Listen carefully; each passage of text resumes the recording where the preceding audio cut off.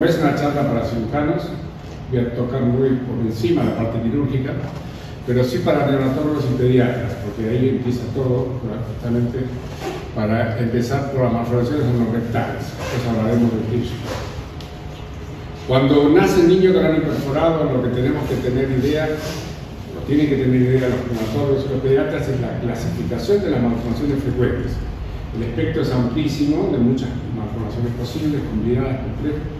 Pero hay malformaciones que son más frecuentes, más prevalentes. Esas son las que se pueden clasificar y esas son las que tenemos que tener en mente. Entonces, ¿qué tenemos que tener para tomar las decisiones correctas? Primero, la idea de la clasificación, cuáles son las malformaciones frecuentes que podamos encontrar, cuáles son el valor de la semiología perinea, o sea, examinar al nené que nació en el neonato y saber mirarle la cola y tener en idea la clasificación y lo que estamos viendo. De esa manera, el 80% de las malformaciones lo vamos a poder diagnosticar.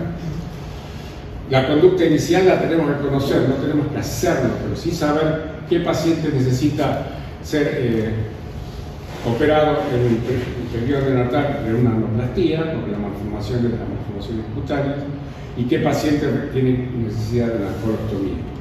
Y ahí terminaría un poco la misión de los neonatólogos y pediatras. Lo que sigue después nos toca un poco más a nosotros, los cirujanos, conocer exactamente antes de la cirugía qué topografía de la malformación tenemos, haciendo el estudio endoscópico o más que nada colográfico de la malformación, saber dónde tiene la fístula. Ahora vamos a verlo. Y después, de último, sería así tener idea de la cirugía. Voy a poner más cerca para que ustedes conozcan. Entonces, conocer algo del abordaje sagital posterior, que esto fue lo que el doctor Peña en el año 82, en la década del 82, revolucionó un poco y fue innovador en lo que es la cirugía de estas malformaciones. Entonces, la clasificación, tanto en varones como en nenas, de las malformaciones frecuentes. Entonces, nace un niño con cráneo perforado, si es un varón, tenemos que saber que existe una interrupción de la formación de la cloaca embrionaria y que el recto queda alto en la pelvis y se conecta con la vía urinaria a nivel vesical. Entonces se llamará ano perforado con fístula vesical. Más distal será en la uretra prostática, ano perforado con la uretra prostática, con fístula en la uretra prostática. Un poco más caudal, que sería el ano perforado con una fístula en la uretra vulvar, el ano perforado con una fístula ya en la piel del perineo, fístula cutánea. Entonces, acá tendríamos el sitio del ano normal y tenemos en esta variedad de altitud desde la fístula vesical, en la uretra prostática, en la uretra vulvar o en la piel perineal, en el RAF medio. En la nena tenemos la posibilidad, y lo voy a decir por frecuencia, esta es la malformación más frecuente en las nenas, cuando el recto aboca en el vestíbulo vaginal, no en la vagina. Si uno mira las historias clínicas, la mayoría de las fístulas vestibulares, que son muy frecuentes en la nena, es la malformación rectal más frecuente en la nena, son rotuladas por fístulas vaginales, que son rarísimas. Entonces, vestibulares no es vaginal. O también puede estar abocando en la piel del periné, la fístula cutánea, por delante del ano teórico, o puede estar en conjunto con el tracto genital del tracto urinario, formando una cloaca. Son muy frecuentes las cloacas. Más que, por supuesto, las fístulas vaginales, que reitero, son bastante infrecuentes. Estas son las dos variedades con fístulas en varones y nenas. Esto hay que tenerlo presente al recibir un niño que nació. Entonces, teniendo esta idea, nos quedaría un grupo solamente menos frecuente de aquellos pacientes que no tienen evidencia de tener una fístula, ni cutánea, ni urinaria, ni genital. Entonces, son los pacientes que no tienen fístula. Y esto prácticamente es patrimonio de los niños con síndrome de Down. Un chico con síndrome de Down y ano perforado es altamente frecuente, por lo que tenga, es un ano perforado sin fístula y que puede ser alto, el recto, intermedio en la pelvis o muy bajo. Y por último, una malformación cuyo nombre es muy mal usado porque es la atresia del recto. Entonces, estos son todos niños que tienen ano imperforado. Ano imperforado. Esto es la verdadera atresia rectal. Si uno mira a veces las historias clínicas, confunden esto con ano imperforado. La atresia rectal es una malformación específica donde el ano es normal, verán algún ejemplo ahora, y hay una interrupción de la luz intestinal a 1,5 centímetros, 2 centímetros del margen anal. Eso es una atresia de recto, pero el ano es normal. Y el canal anal es normal. Entonces, estos pacientes tienen un excelentísimo pronóstico de continencia. Entonces, muy buen pronóstico porque tienen todo normal en cuanto al aparato esfinteriano. Entonces, vemos con esta clasificación en mente qué tenemos que ver en los niños que tienen, varones que tienen un ano imperforado. Repito las fístulas que mencionamos recién. Entonces, vemos una fístula cutánea es cuando el recto aboca por delante. Ese es el sitio del ano teórico donde está el aparato esfinteriano normotópico. Siempre está ahí, donde tiene que estar. Y el recto está por delante de eso. Entonces, el aparato muscular, todo lo que es el conjunto de unidad funcional contráctil está por detrás y por delante aboca la luz rectal. ¿Sí?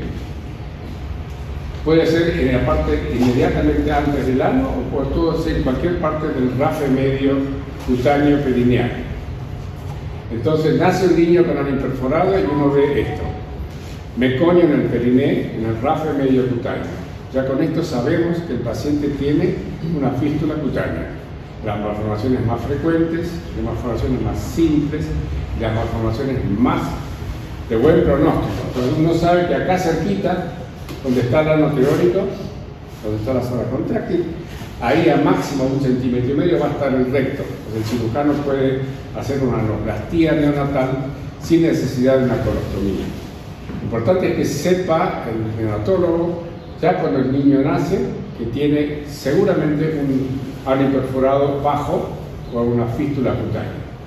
Meconio en el periné significa fístula cutánea, significa el ano imperforado bajo y el recto alcanzable por una anoplastía. Esa es la zona del ano teórico. Ahí tenemos el meconio visible, con eso es suficiente para diagnosticar en el 99.9, verán el 0,1% por día. El 99.9, esto es una fístula cutánea accesible por una anoplastía. Eso que está ahí arriba se llama perlas córneas, también equivale a meconio. Si uno ve eso, sabe que el ano es bajito y que va a estar muy cerquita. Cuando hay una malformación cutánea como esta, también uno dice, esto es equivalente a ver meconio en el periné, ver meconio en la piel. Esto es casi equivalente, patrimonio exclusivo de las malformaciones bajas, las malformaciones cutáneas, el recto muy cerquita de la piel, muy cerquita de la piel, a menos de 1,5 centímetros estará. Cuando hay esta fístula cutánea, ya sabemos entonces que tiene un periné bien conformado, un rafe medio prominente, glúteos bien, no es plano, esto tiene su excavación de la fosa perianal, tiene bien pigmentado el rafe medio, acá tiene una zona contráctil bien evidente. Esto es un buen periné, es un periné anatómicamente muy casi sano, casi normal. Entonces es muy probable que este niño tenga una fístula cutánea con el recto está ubicado muy cerquita, a menos de 1 centímetro de la zona contráctil del ano teórico allí. ¿Ok? El recto, el coxis suele ser agudo. Entonces uno ve, le palpa el coxis a este neonato y está muy cerquita del ano teórico y es un coxis aguzado, agudo, ¿sí? No es plano. Esto ya tiene la idea uno entonces, con la semiología, de que este niño no tiene un ano imperforado complejo, sino un ano imperforado con fístula cutánea baja. Este es lo mismo, en el rafe medio anterior, sale meconio por allí, sabemos que aquí está el sitio del ano teórico, los esfínteres en su sitio y el recto muy cerquita. Este chiquito también se hará una anoplastía y no necesita una colostomía. Fístula cutánea, zona de esfínter teórico, esfínteres en su sitio, anoplastía neonatal. Entonces, en el recién nacido, 80% probable que solamente mirando podamos diagnosticar si hay meconio en el periné, que se trata de una fístula cutánea. Esa es una forma de fístula cutánea que antes se llamaba estenosis rectal. No existe más eso, estenosis anal. Es un término que no se utiliza. Cuando tienen esto, es un asa de balde, es una especie de puente de piel donde uno puede pasar por debajo. También, como otras malformaciones cutáneas, se asocia con fístulas cutáneas y rectos bien bajitos. Entonces, meconio en el periné y malformaciones cutáneas en la zona del ano teórico son compatibles con un ano perforado bajito. Este chiquito tiene una fístula bien cerquita, y antes se llamaba esto estenosis anal, porque el calibre de esto es mucho más pequeñito. Y en la zona del ano teórico donde están los esfínteres está por detrás. Esto también es un paciente que tiene que ser operado en el periodo neonatal por una simple anoplastía. Este chiquito, sin embargo, tuvo un año con un diagnóstico de constipación. Nadie le miró la cola. Y entonces tuvo un año pensando que tenía una constipación, probando laxantes aquí y allá, todo paspado, etc. Y tenía simplemente una colita de apenas 5 milímetros porque tenía una fístula cutánea de bajo calibre. Si alguien hubiera mirado la cola, el diagnóstico estaba cantado. Este chiquito, mucho peor que el otro, tuvo 12 años sin diagnóstico. Vino de un país limítrofe y tenía una fístula cutánea que había hecho múltiples abscesos porque se infectaba, pero el origen había sido simplemente una fístula cutánea y el megarrecto que desarrolló era impresionante, parecía una embarazada que venía allí transportando 4 kilos de caca. Tuvimos que hacer una ostomía, tuvimos que hacer una resección de la tosimoidea y una anoplastía, obviamente. Pero este chico había tenido 12 años sin diagnóstico. La fístula cutánea se opera con un abordaje sagital mínimo, es una operación para cualquier cirujano pediatra entrenado, es muy sencilla, de 20 minutos, media hora de cirugía, para lograr tener un ano seco, no húmedo, no prolapsado, de buen calibre y estable y elástico.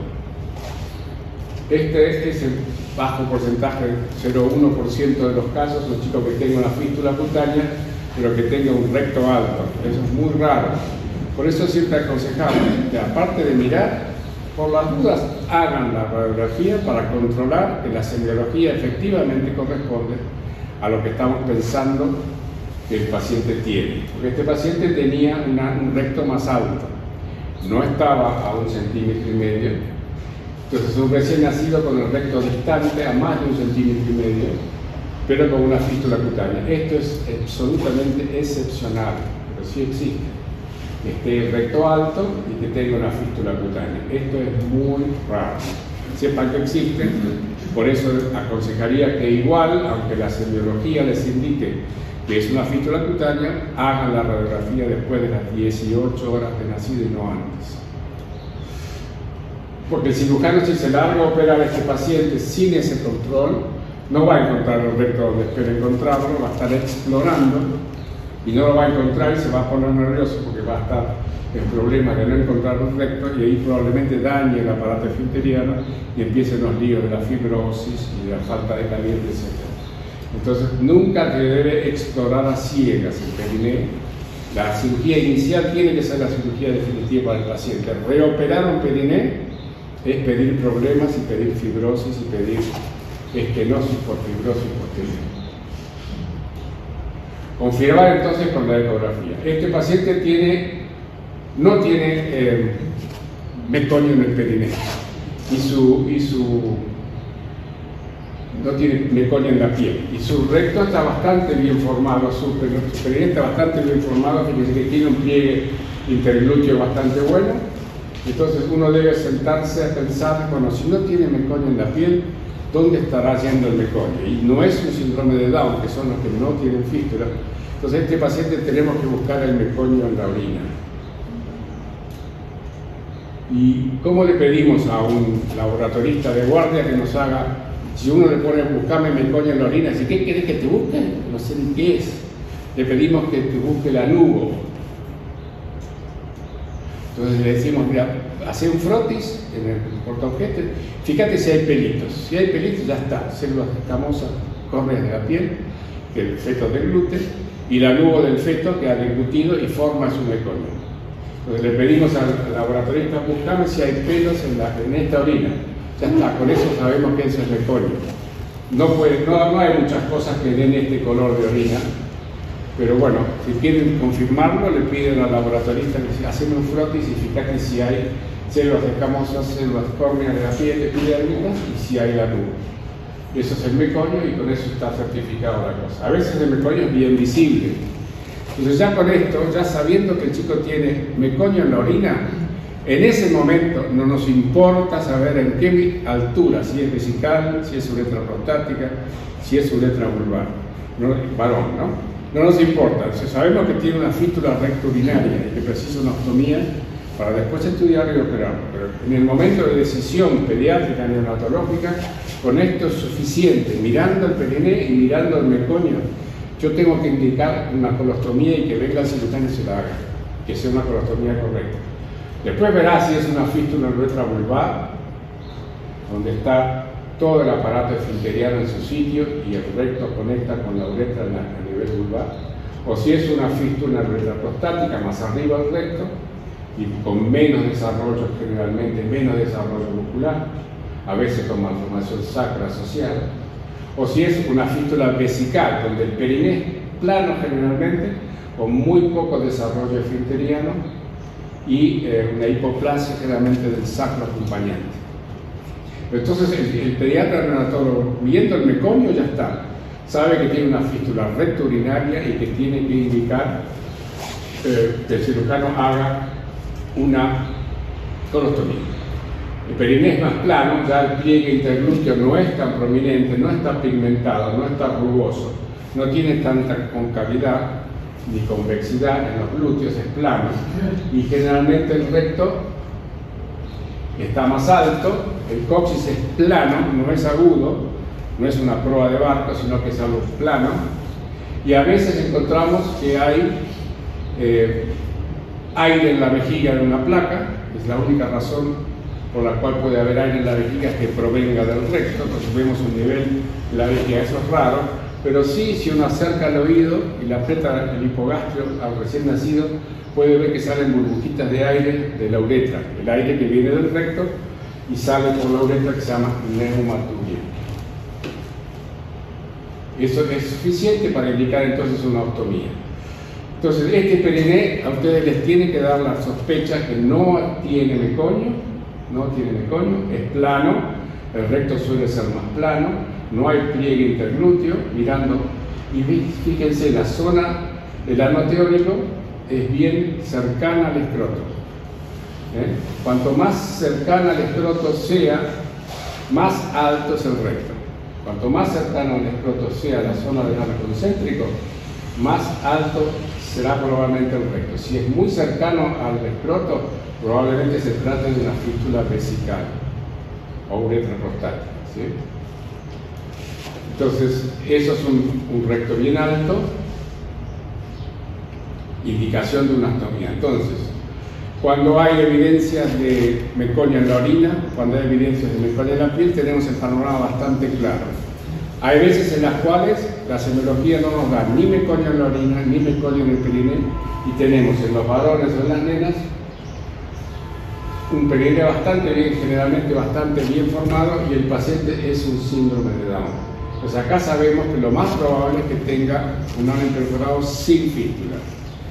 Que no es que sea exclusivamente patrimonio del chiquito con síndrome de Down, pero casi. De más de 700 pacientes que vimos en nuestra experiencia, hay 17 pacientes con síndrome de Down y los 17 tenían carencia de fístula. Y los únicos sin fístula eran todos síndrome de Down, o sea, uno a uno las correspondencias, ¿sí? Tanto en varones como en nenas. Entonces, el hecho de que sea un síndrome de Down no quiere decir, esto es para los cirujanos, que no tenga una pared común entre el recto y la uretra. Entonces, no es un cráneo perforado como la fístula cutánea bajito, porque tiene una pared común con la uretra en los varones. Esto es importante saberlo porque la cirugía va a ser bien diferente tiene un ano perforado con fístula cutánea. Los anos perforados con síndrome de Down sin fístula tienen pared común,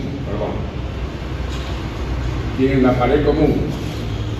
Entonces la disección tiene que ser mucho más meticulosa. Si el cirujano no lo sabe, probablemente tenga problemas y se lleve por delante de la oreja.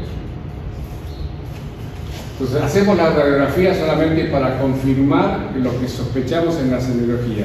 Ven entonces la importancia que tiene la semiología sobre cualquier otro estudio. No hace falta que venga ningún especialista, cualquier neonatólogo interesado que haya leído o escuchado el valor de la semiología lo puede hacer, por lo menos orientarse, y después hacer las radiografías para confirmar lo que la semiología le sugirió.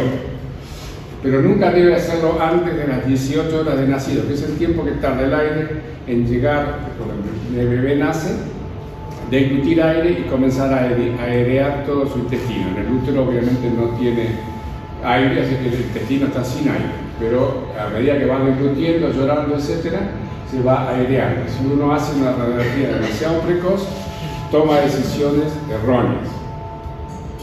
Y el paciente tiene que estar relajado. Si uno hace una radiografía con el paciente llorando, toma decisiones erróneas.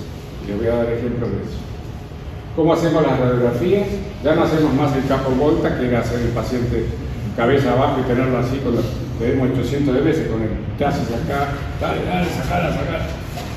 Lo dejamos acostado en la incubadora, ponemos un realce en la pelvis, una marquita en la zona del ano concéntrico, del ano teórico, y hacemos una foto con el foco, una radiografía con el foco en el trocánter. De esa manera, el mismo paciente, fíjense la diferencia entre las 5 horas de nacido del mismo chiquito. Ahí no vemos aire acá, no hay aire. Y este mismo paciente, a las 20 horas de vida, se aireó todo su intestino y tenemos el aire llegando prácticamente al nivel cutáneo. Entonces, la decisión que la semiología nos sugirió, con la radiografía, después de las 18 horas, ya tenemos casi el panorama completo de qué tenemos que hacer esos pacientes. Entonces, no hacer decisiones apresuradas con placas de 5 horas de vida. Esto ha pasado millones de veces. Colostomías al quit. Decidir una colostomía entonces con una placa de las 5 horas es pedir problemas, porque vamos probablemente a indicar una colostomía que no se necesita. Este es un recto que efectivamente está después de 18 horas alto, este sí necesita una ostomía, y este es un recto aireado que está muy cerquita del nivel cutáneo y se puede resolver con una anoplastia. Recién nacido con el perforado, entonces la radiología complementa y completa lo que la semiología dejó intuir. Esto quiero que les quede claro, me parece que es importante. Este es el mismo paciente, que obviamente tiene una colostomía al cohete.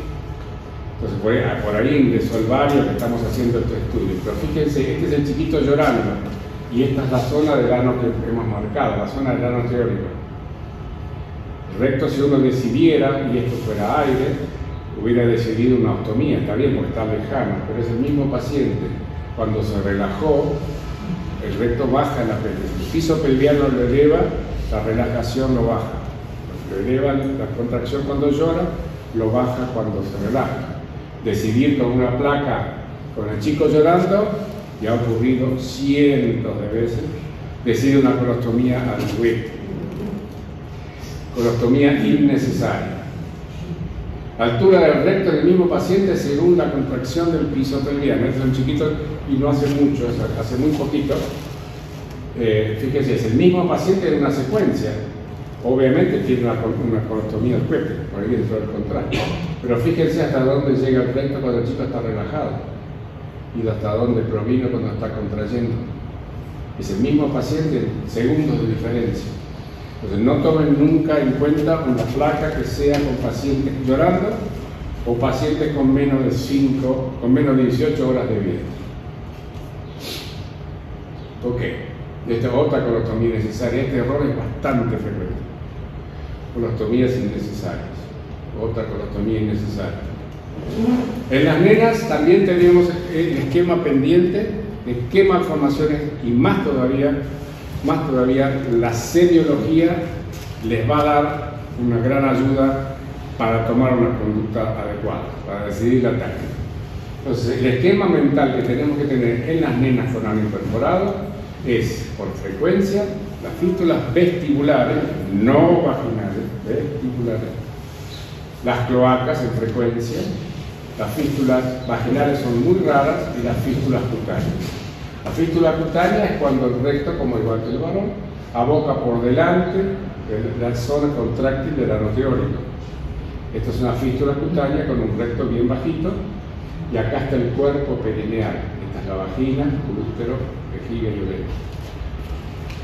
Entonces la fístula cutánea está por delante. Esto se llamaba antes ano vulvar.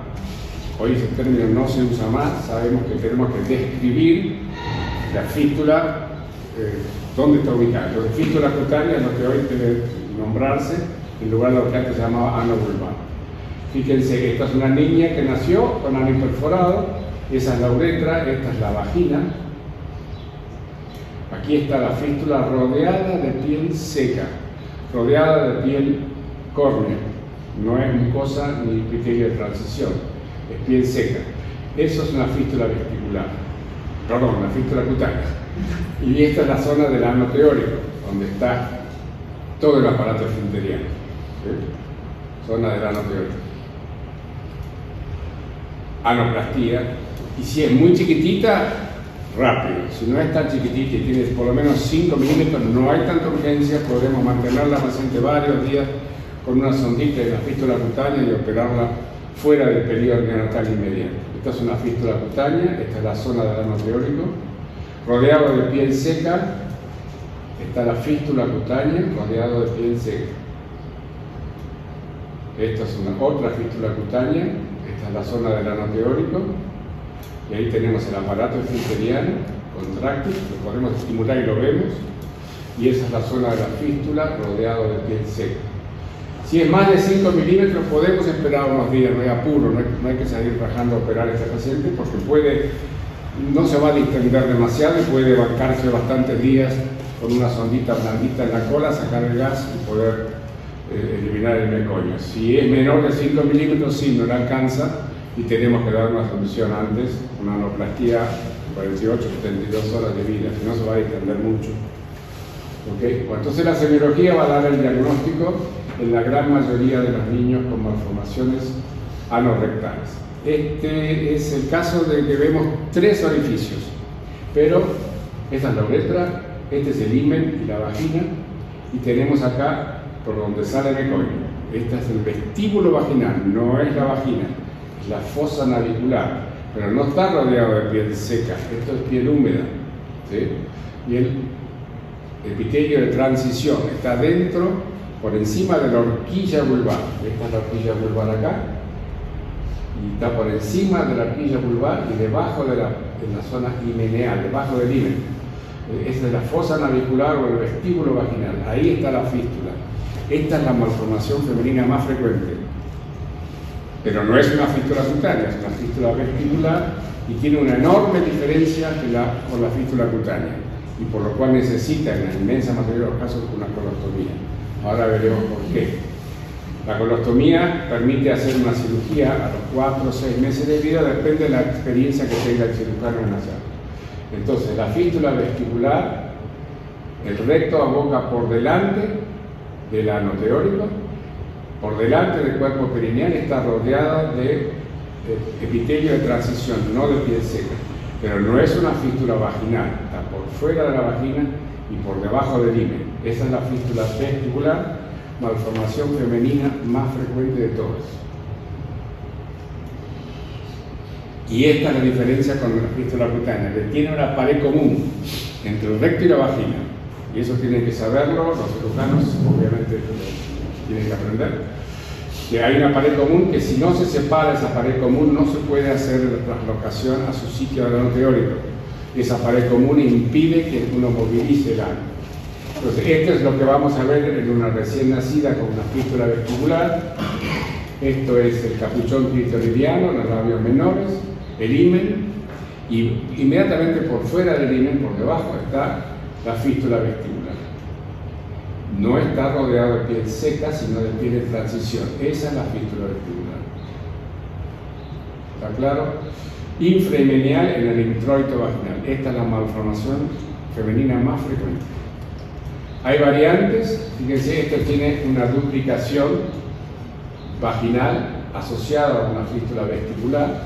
Después voy a hablar de esto. Es una fístula vestibular. Fíjense que está muy grande esto, está enormemente grande. Ahora enseguida veremos por qué. Esto es una fístula vestibular con una duplicación vaginal bastante frecuente. Esta es una fístula vestibular muy chiquitita que cuesta mucho ver, pero si tiene el neonatólogo una buena luz, o el pediatra una buena luz, puede verla y puede diagnosticarla que sale meconio por allí. A veces hay que introducir una pequeña sondita o algo para correr la horquilla y justo ahí abajo, dentro de la horquilla, va a estar la fístula. A veces uno no ve himen y entonces es la asociación, otra variante, de una fístula vestibular con una agenesia vaginal. O sea que no hay himen ni hay orificio vaginal. No hay orificio de vagina. Esta es una nena de 17 años que vimos de esto, operamos 22 pacientes que eran pacientes postpuberales cuyo diagnóstico había pasado desapercibido y consultan en esa edad por varias razones. Una que esta chica era constipada, muy constipada, pero otros pacientes tienen vulvovaginitis a repetición, u otros pacientes tienen dificultades en su intimidad, porque tener el ano tan pegadito a su vagina, obviamente esa es la uretra, esa es la vagina con su himen. Esta nenita era 17 años, pero no había tenido relaciones sexuales. Fíjese que el himen está íntegro. Inmediatamente por debajo tenía la fístula vestibular.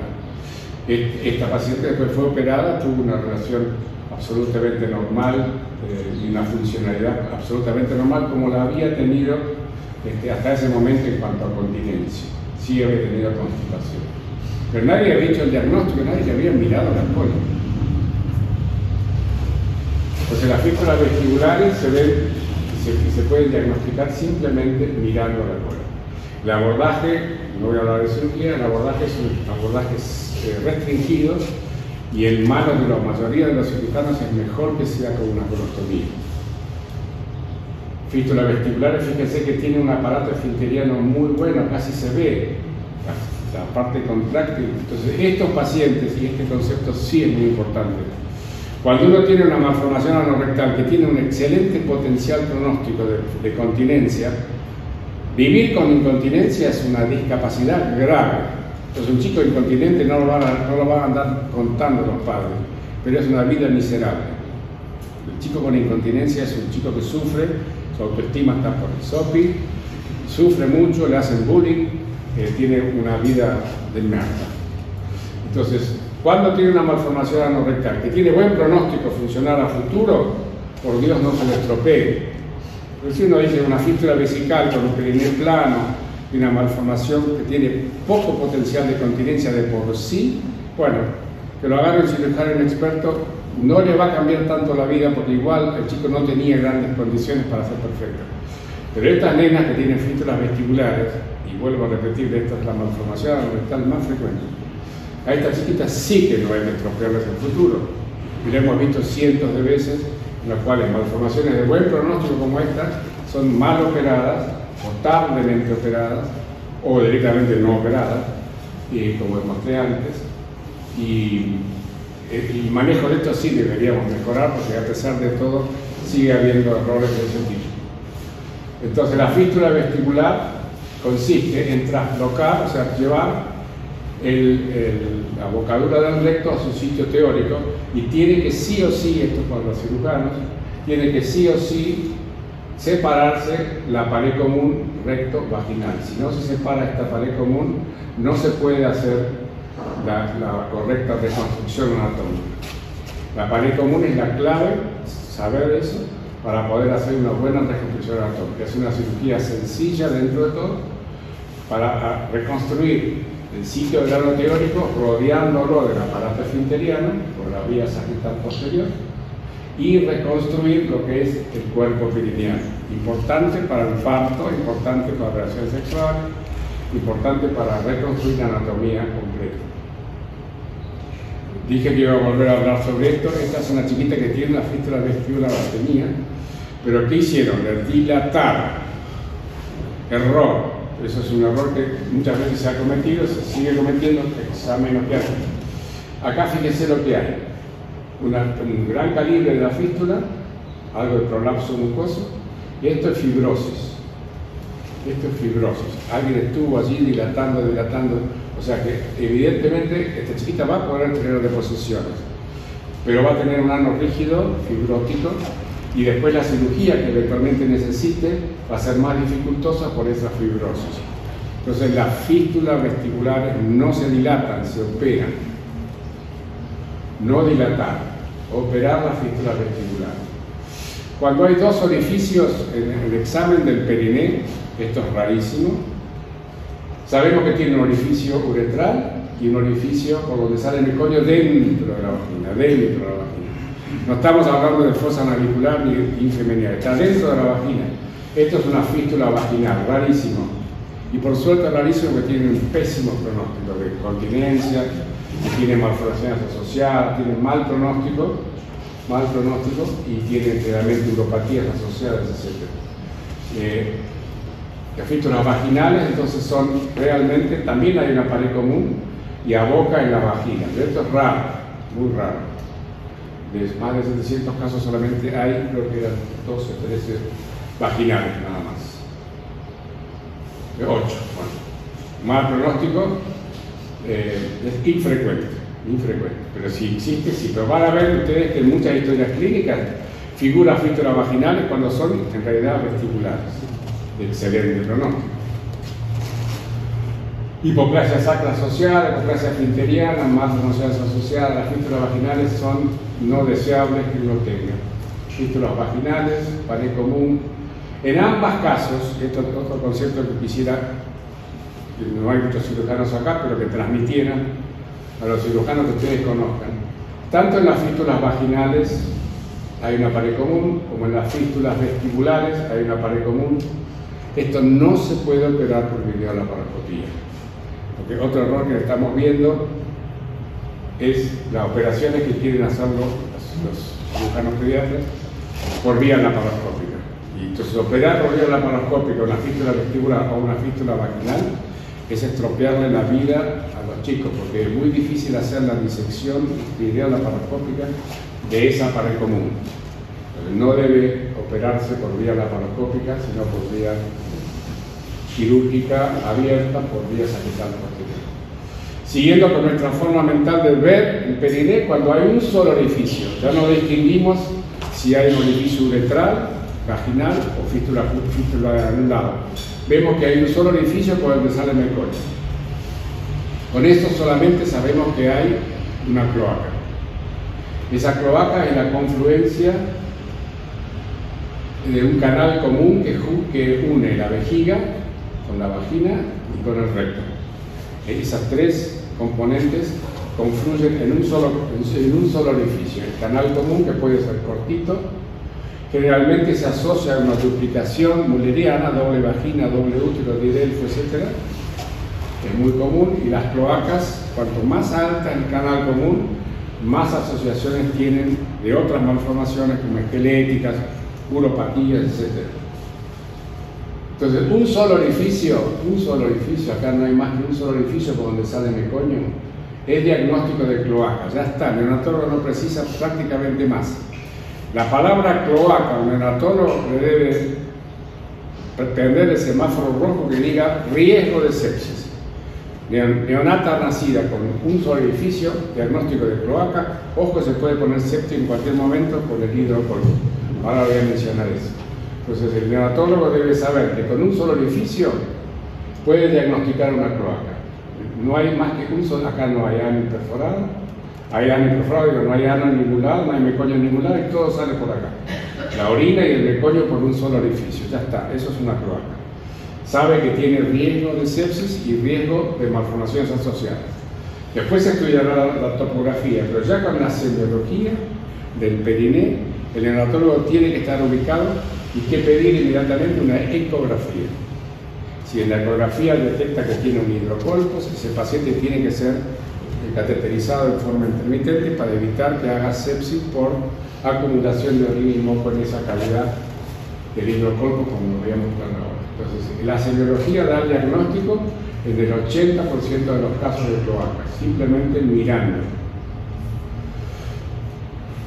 Es un espectro, puede ser pequeñita la fístula, el canal común cortito, ya tiene buen pronóstico, o el canal común muy largo.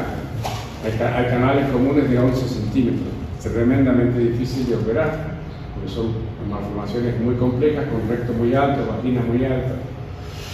Es un espectro entonces, puede estar el recto muy alto o el recto bajo, cada cloaca es diferente, cada cloaca es diferente una de otra. Recto bajo, alto, recto bajo.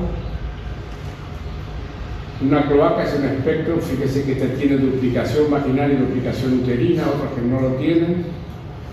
Y esto es lo peligroso a dejar de diagnosticar. No diagnosticar un hidrocolpos en una recién nacida con un solo orificio perineal es probable que tenga problemas de infección, eso se infecta. Es una automicción que hace la paciente durante la vida intrauterina incluso, que va dilatando su vagina y va formando una cavidad de líquido lleno de moco en la cavidad vaginal, es un hidrocolpos, ¿sí? Saber que esto existe. Cuando ustedes tengan un feto femenino y el obstetra o el ortografista obstétrico diga, tiene una mega vejiga, primero piensen de que esa no sea una vejiga y sea un hidrocolpos de una cloaca. Existe la mega vejiga en las nenas, sí, inclusive con microcorno, etc. Pero es mucho más frecuente lo que llama el ecografista mega vejiga se trata en realidad de un hidrocolpos de una cloaca. Parece una vejiga, pero en realidad es una vagina llena de orina.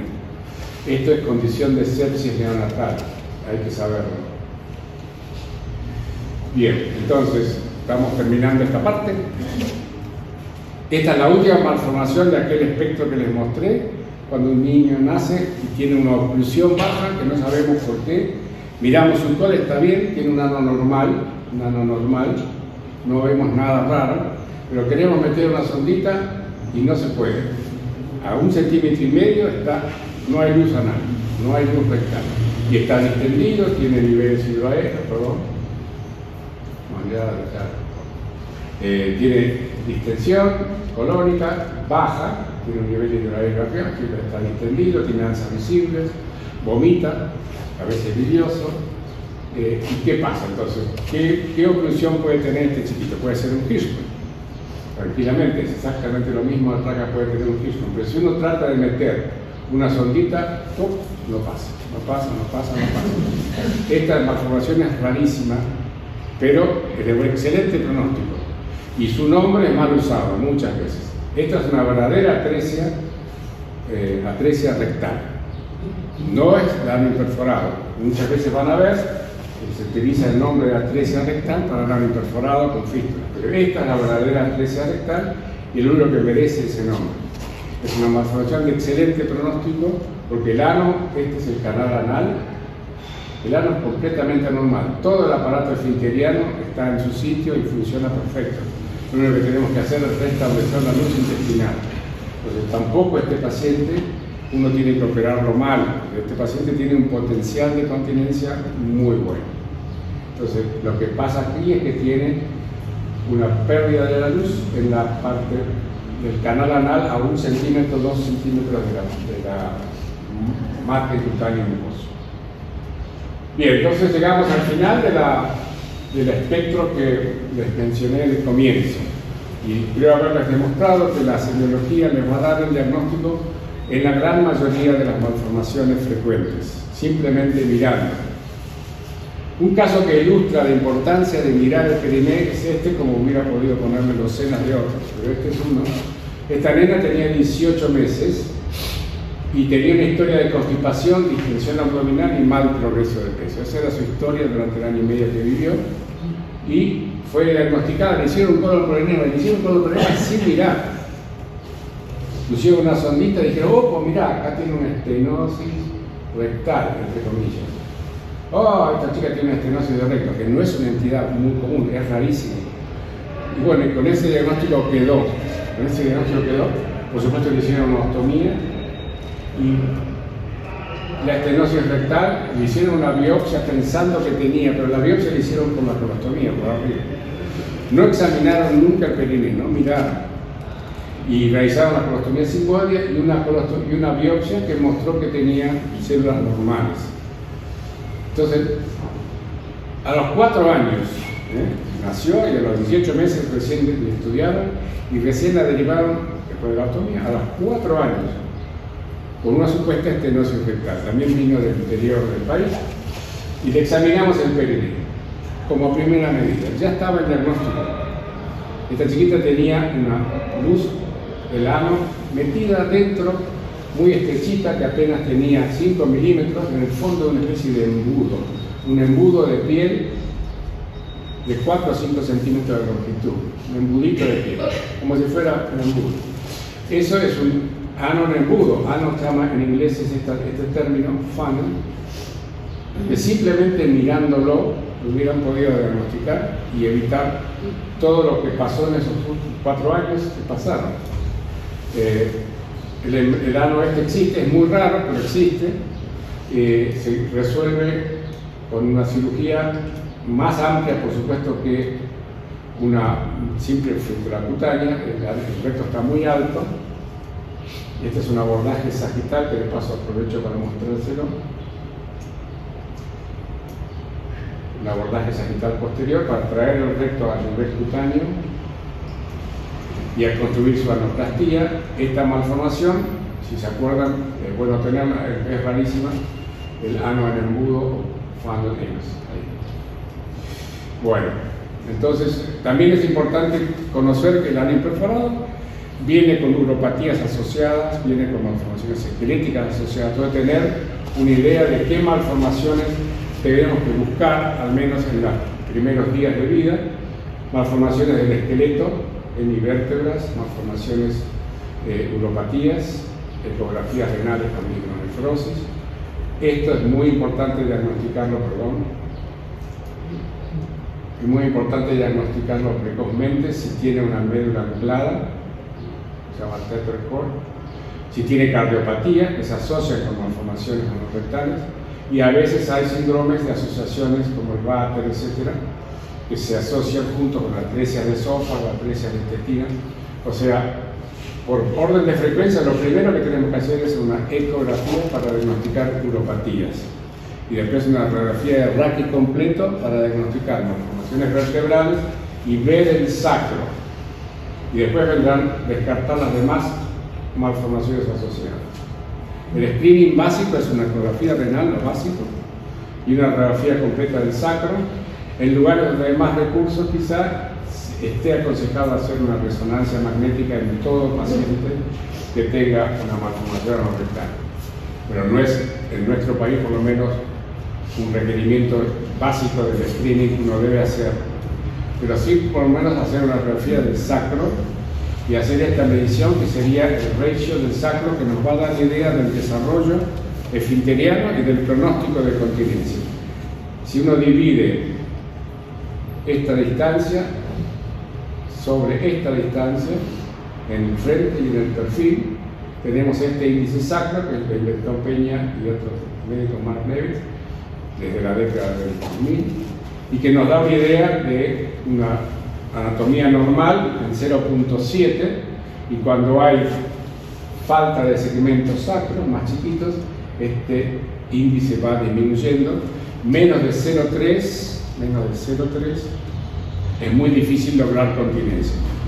Yo personalmente no creo demasiado en este destino como si fuera sellado a falta de continencia, porque la vida me ha enseñado pacientes que no tenían, y yo no le compraba un boleto a ese caballo, porque era cualquier mal pronóstico podía uno pensar que el chico podía tener continencia. Uno lo ve 15, 20 años después y cómo hace este pibe, socialmente es continente, él sabe cuidarse, ha aprendido, sabe ligar su colon, tiene un buen bowel management, o sea que sabe manejar su intestino, funciona bien el deporte, funciona bien familiarmente e en la intimidad incluso, y es básicamente un chico incontinente y con índices sacros muy bajos, de 0.3, 0.1, y sin embargo tienen una vida social de continencia normal, o sea que el destino más depende de qué haga uno con estos pacientes, cómo los siga, cómo los estudie y cómo los cuide después de la cirugía del índice sacro.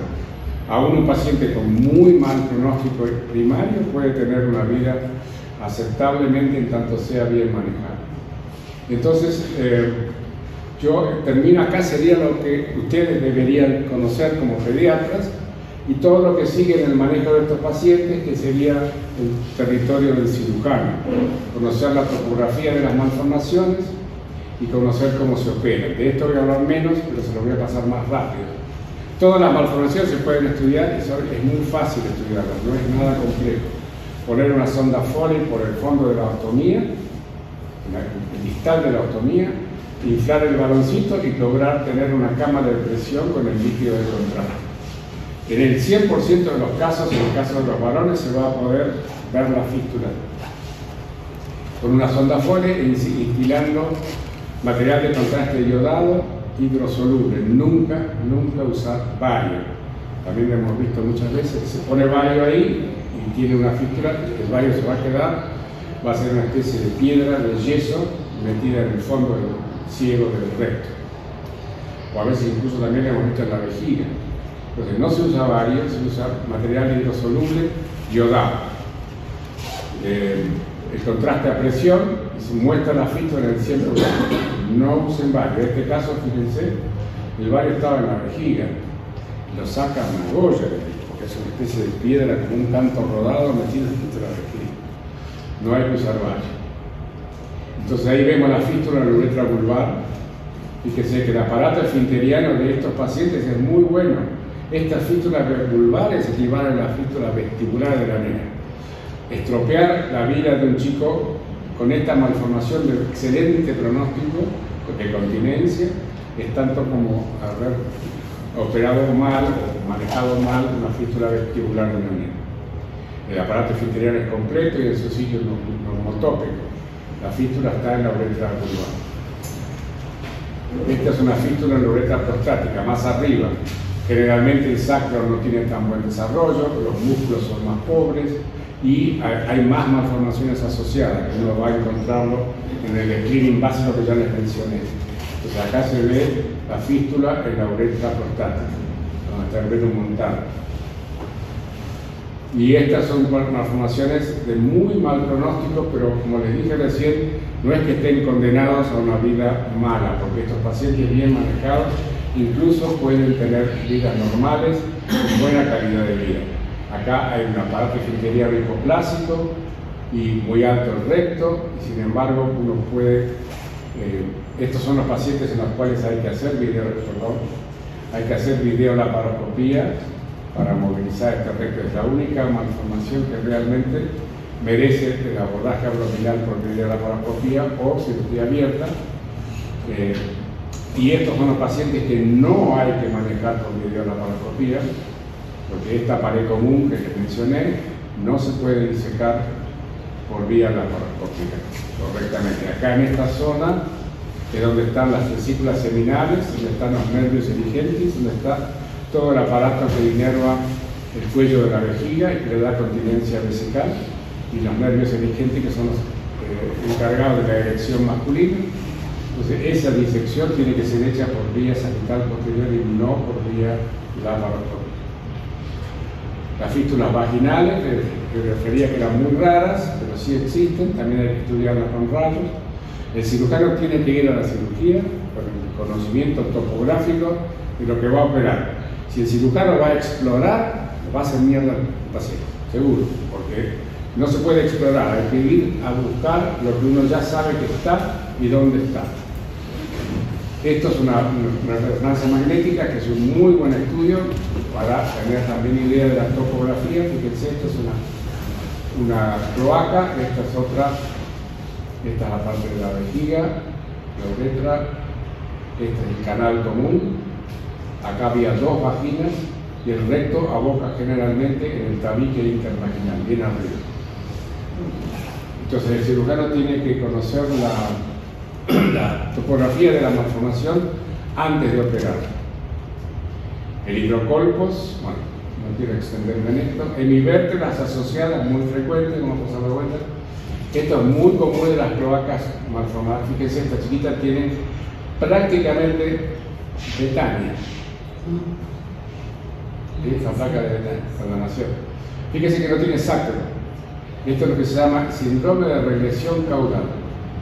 No tiene prácticamente sacro, tiene hemivértebras, malformaciones costales, malformaciones vertebrales, un periné muy hipoplásico, prácticamente sin músculos y un solo orificio, etc. Esas son cloacas muy altas, de muy mal pronóstico. Fíjense dónde está el recto. El recto está altísimo y el recto era filiforme. Bueno.